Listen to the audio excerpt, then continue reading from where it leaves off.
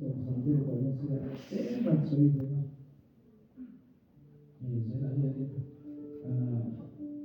cái tiền sự mà nó sẽ bây giờ làm thuận mình sẽ có là gì đó thì một tuổi này mà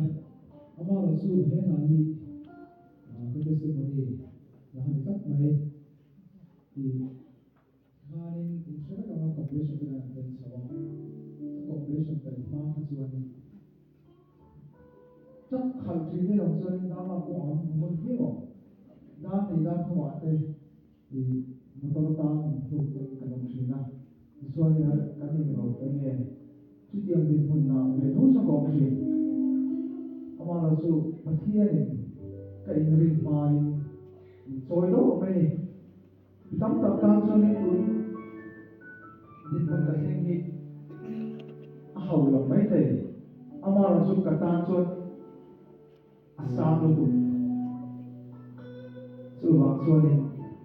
asam ini kedua memang kalau sang kobero ay huzo katanya na uji jenis ini lebih kapha mai lo rom lo men chuan kai ti katon mai lo ni kita besok si i kasoi second na min ko na sang kasoya patien ko ay na sa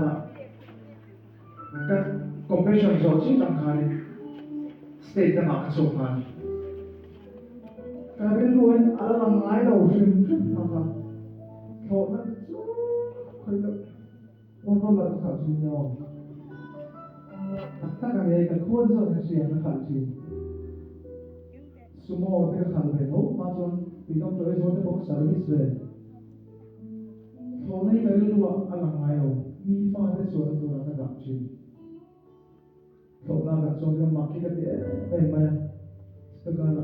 không quý liền quý bây giờ là thổ cam là quý lên cái là thích là đâu quý ấy các bạn tôi sẽ là một cái gì đây là gì đâu quý cái gì đó tụi con chưa bằng cho nên các tổ có sự đi hàng đầu của xe cái mai tổ mất thì bộ tôi là phải có ama su tu ne mahun ka le tu ka tham mong sẽ phụ đồ này thiên đô bị làm tham mong sẽ phụ thì làm ở sao ấy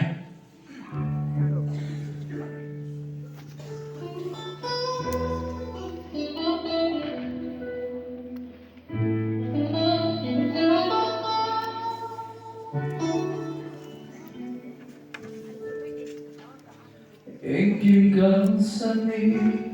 cross cả vua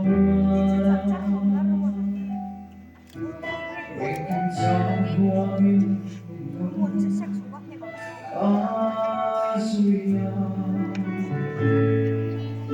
anh kim tô hoa min đô thành na cả làng chế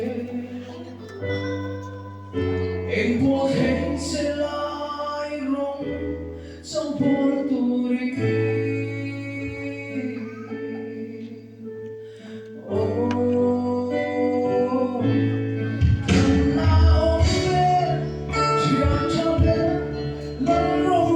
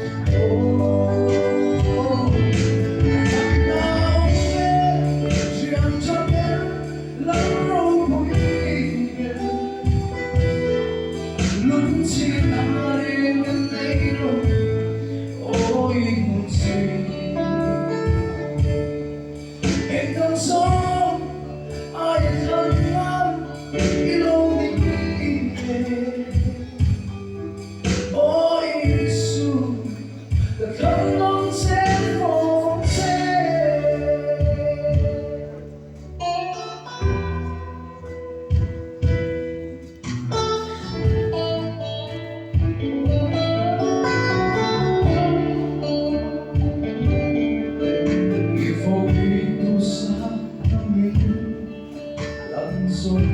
tết